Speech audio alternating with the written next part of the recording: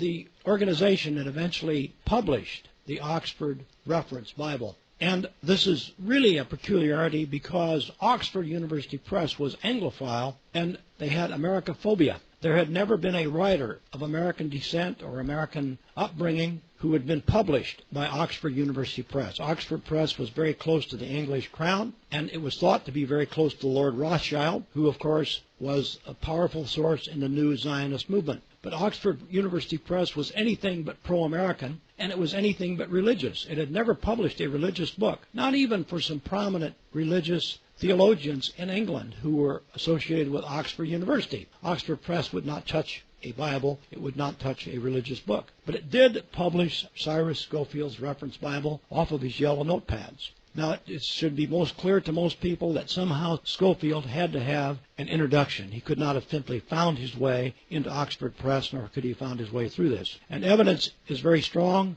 that indicates that he did have support and that he was helped along the way by a number of people. This man is Theodor Herzl. The name of his famous book, written in 1895, was The Judenstaat, or The Jewish State in English. Herzl is the founder of the Zionist movement. He was the first true Zionist, and he dreamed of a homeland for the Jewish people. Herzl was a writer. He wrote for a prominent European newspaper. He was a respected man, and he died at a very young age after only 4 or 5 years of working on founding the Zionist movement. And by the way, he died heartbroken and feeling that he had failed, because he was completely rejected by the people who came along behind him. Theodor Herzl was not committed to the idea of a Palestinian state. He wanted a Jewish state, and he wanted it anywhere that they could get it. He was willing to take Uganda, or he was willing to take some other place where a space was available where Jewish people could go to start their own religious state. Now, in 1897, the first Zionist conference took place in Bern, Switzerland. And at this conference, Herzl was the leader. But 5 years later, Herzl was no longer a factor in the Zionist movement, and the Zionist movement was absolutely committed toward the idea of a state in no other place except Israel.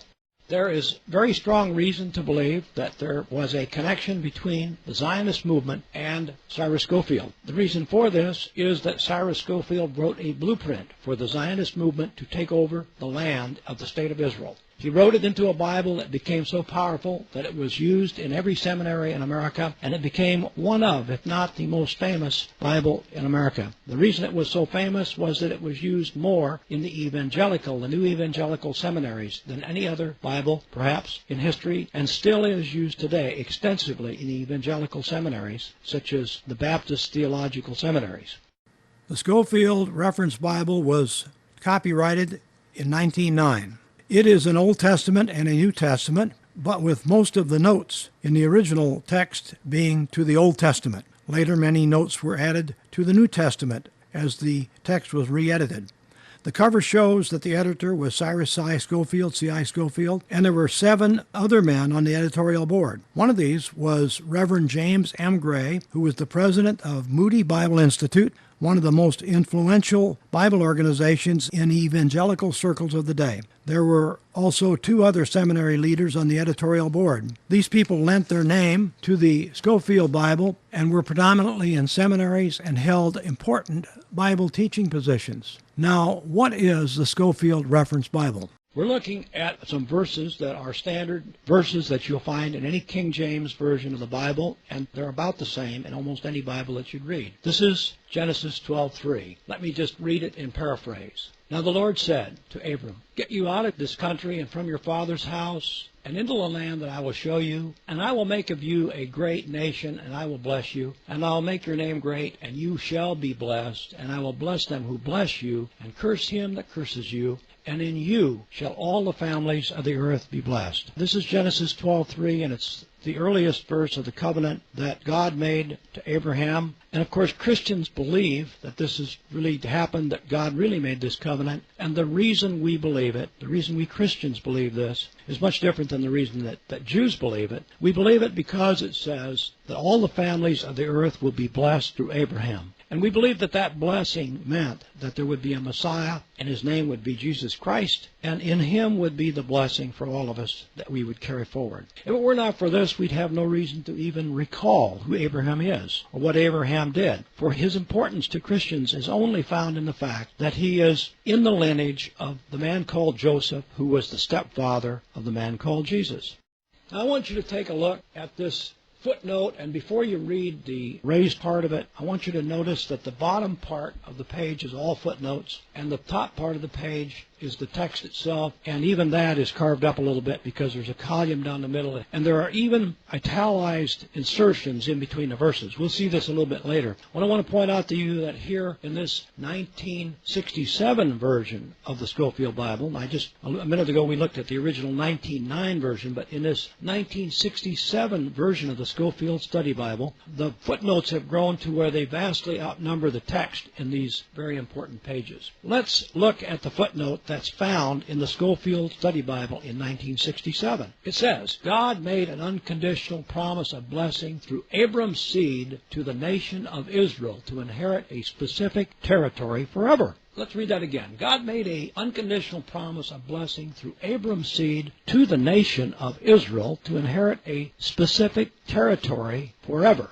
Genesis 12:3. Now the passage basically does not say that God is giving any piece of land to anybody forever. Furthermore, it doesn't say anything about Israel. And in fact, if we consider history for a moment, we know that Abraham had no children when this happened, and he didn't have children for quite a while, and when he did, the second generation after him, his grandson, became named Israel. So there was no person named Israel, there was no state, no nation named Israel. There was absolutely nobody that was connected with Israel at this time, since the man Israel did not even exist when this statement was made. How is it that Scofield, or I should say Oxford University Press, had the nerve to say that God was promising land to the state of Israel forever, to the nation of Israel forever? Obviously, somebody wrote this who had an interest in the nation of Israel, and it didn't have anything to do with Jesus coming to the earth, did it? It should be noted at this point that Cyrus Scofield died shortly after he wrote this book. By 1921, he was dead. But after 1921, the Oxford University Press became the owner of his Bible, and they went right on making changes in it as though Scofield was still there, still leaving Scofield listed on the cover as being the editor of the book. But Scofield is gone. And so Oxford Press went ahead and wrote these changes in, which basically are the kind of changes that Theodor Herzl or his successors would have wished that somebody would write into the Christian Bible. Let's go on with some more of the Scofield study notes to this Genesis 12:3. As I told you, there's a lot of notes, so we'll read further. Read the next one. Note number 3 says, there is a promise of blessing upon the individuals and nations who bless Abram's descendants, and a curse laid upon those who persecute the Jews. Now we have Oxford University Press entering the Jews into footnotes to something that was written long before there was a word called the Jew, which did not even exist in the days of Abram. In fact, Jew is taken from the word Judah or Judean, and Judean is taken from the word Judah, and Judah was one of the 12 grandsons of Abram. So Judah didn't exist either, and the word Jew didn't exist. And so how is it that Oxford University Press is putting words in the mouths of the readers of this Bible to think that there is a promise of blessing made to the Jew? Then we read further. It's still footnote 3. God's promise to Abram and his seed certainly did not terminate at Sinai with the giving of the law. The New Testament and Old Testament are full of post-Sinaitic promises concerning Israel and the land, which is to be Israel's everlasting possession. So here in 1967, they've changed the Oxford Study Bible to say that the land is to be the property of the state of Israel forever. But there was no state of Israel in 1909 when Cyrus Scofield wrote the original Bible, and in his original notes there is no mention whatsoever of the state of Israel. All of this is hatched up and added on conveniently into the later editions of the Bible after the Oxford Press took over. Let's read further. We're still reading footnotes to Genesis 12:3. Promise to the Gentiles. I will bless them that bless thee. Those who honor Abram will be blessed, and curse them that curse thee. This was a warning literally fulfilled in the history of Israel's persecution. Here we're talking about the state of Israel's persecution. It is invariably fared ill with the people who have persecuted the Jew, and well with those who have protected him. And here is the punchline. For a nation to commit the sin of anti-Semitism brings inevitable judgment. Future will still more remarkably prove this principle. I must repeat that. If a nation commits the sin of anti-Semitism, it will be subject to inevitable judgment. So says the footnotes to the Oxford University Press Bible. Isn't that convenient? That means that as a country, if the nation of America does not properly honor the nation of Israel, that our whole country is to be considered in sin, and that we are considered to be in line for judgment from God for not being properly friendly to the nation of Israel. This is what has been written over and over again into the footnotes of the Oxford University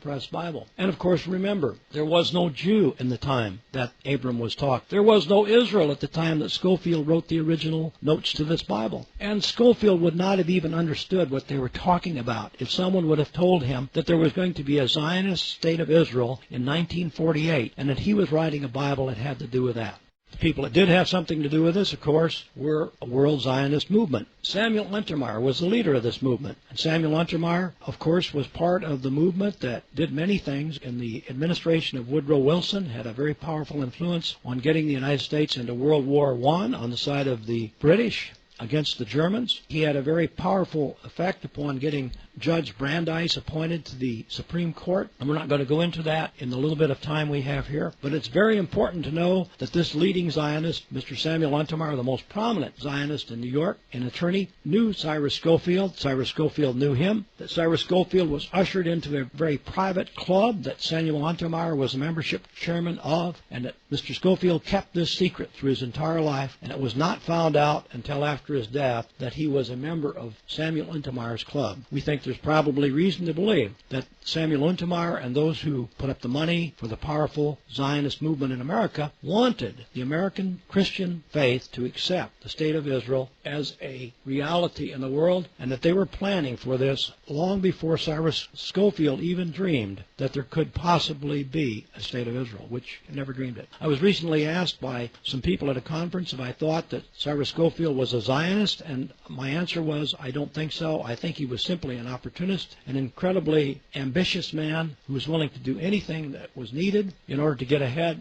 and a man who could keep a secret, and a man who could lie with a straight face, anytime, any place, and not be the least bit bothered by it. That was the kind of man that Cyrus Schofield was. It is very unlikely that he ever knew that he was laying the groundwork for a Zionist state, and that millions of people would come to their death because of what's happening, because of his words in the Middle East.